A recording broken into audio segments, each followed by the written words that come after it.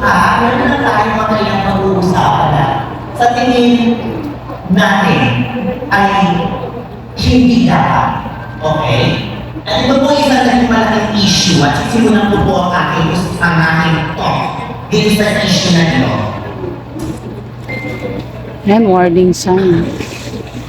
True. Hindi ko po sasabihin sa inyo o hindi ko kayo tatanungin isa-isa, tama ba siya o mali? Mali. Sa inyong perspektibo na lang po, alam ko po sa inyo may kanya-kanya po kayong ideya. And perhaps yung sasabihin na, kasi yung panahon na, wala namang nangyari.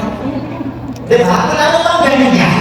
Ang sasabihin na sa atin at nanay natin, kasi ng butong. Diba? Tumayo mga kasi lumabas ka kasi. Ganyan na. Pero mga makalang sa atin, ako may self-experience na.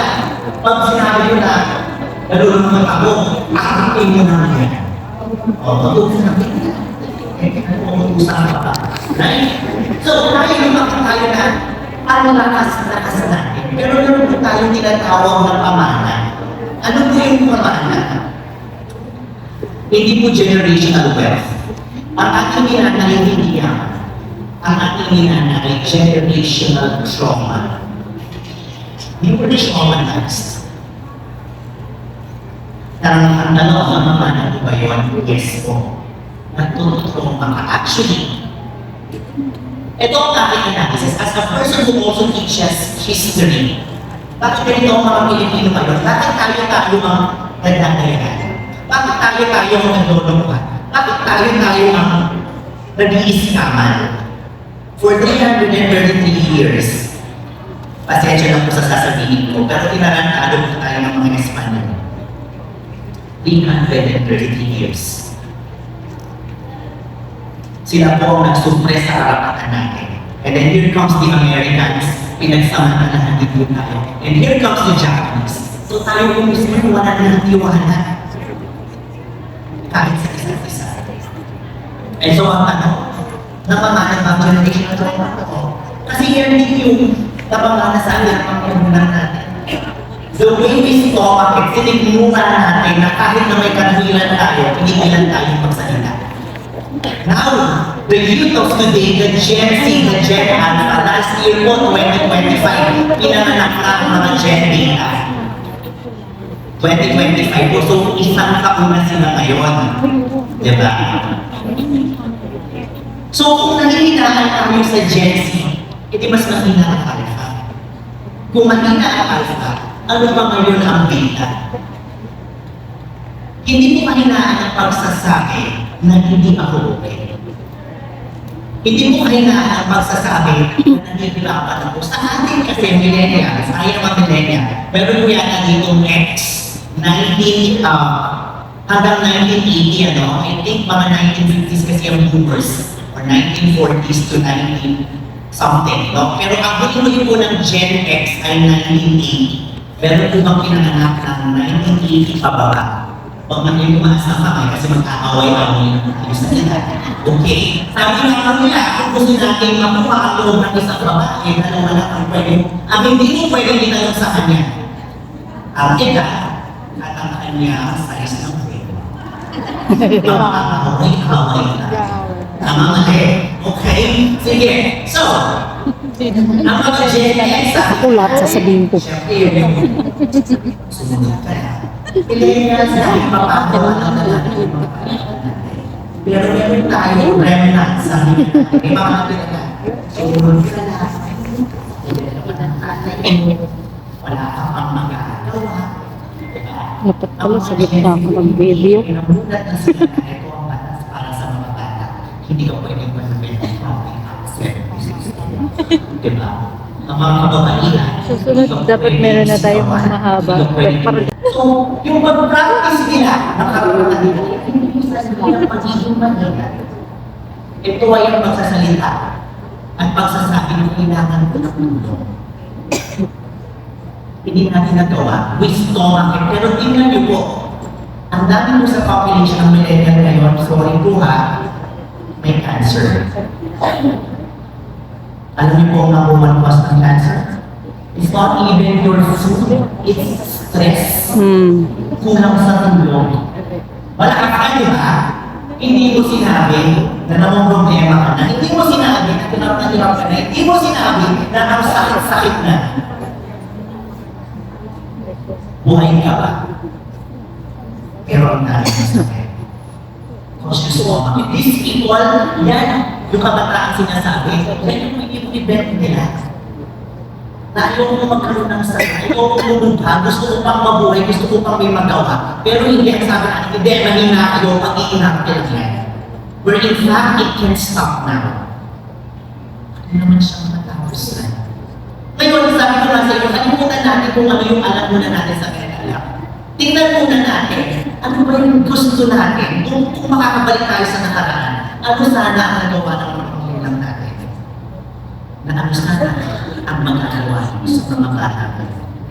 And that's gonna be the highlight of my talk. So, ito po ngayon sa Pilipinas, order 3.6 million.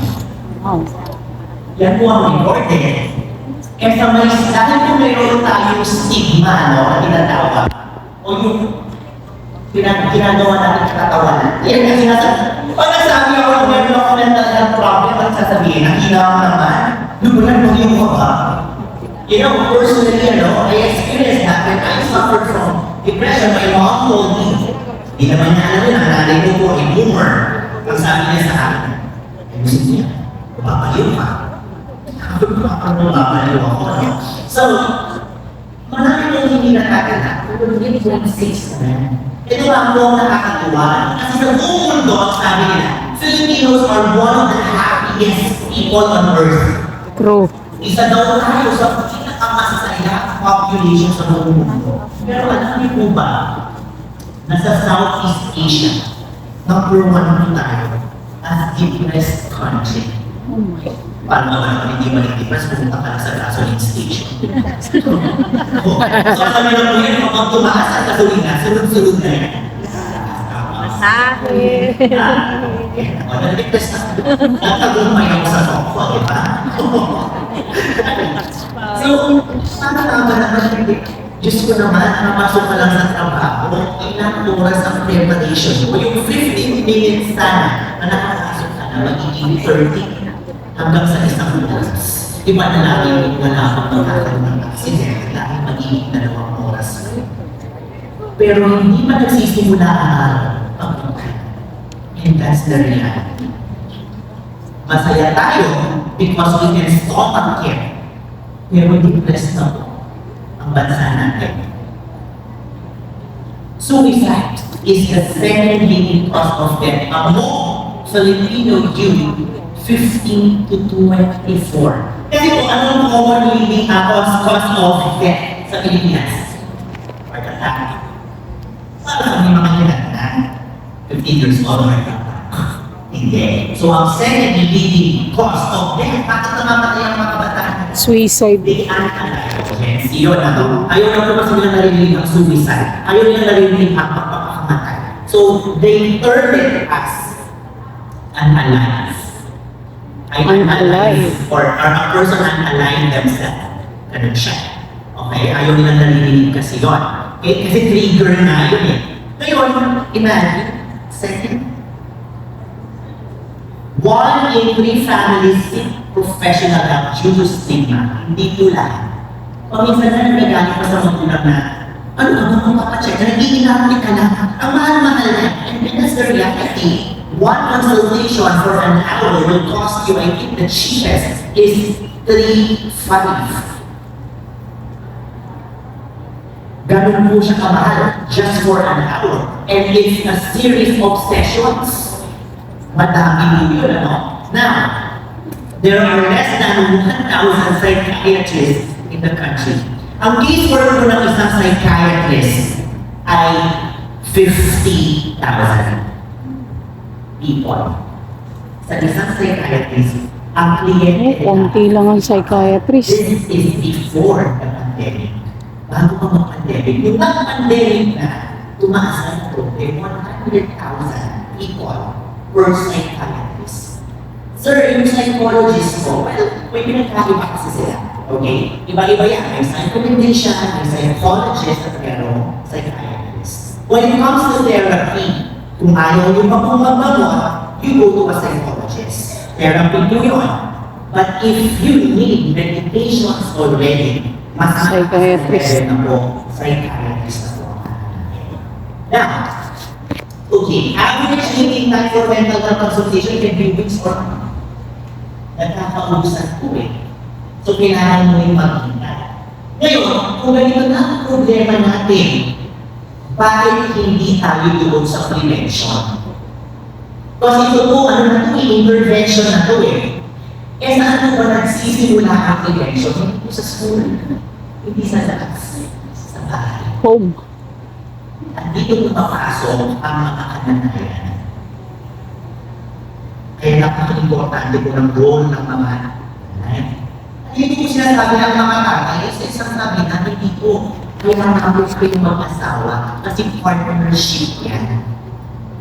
Hindi po pwedeng sinisista. Ngayon, I'm gonna tell you my personal story, something that I did not share last time. So, I think this is already known for everyone. The breadwinner in the family. We were not rich. Hindi kami may kaya. But I was able to thrive because, I studied well. It was really hard for me, no?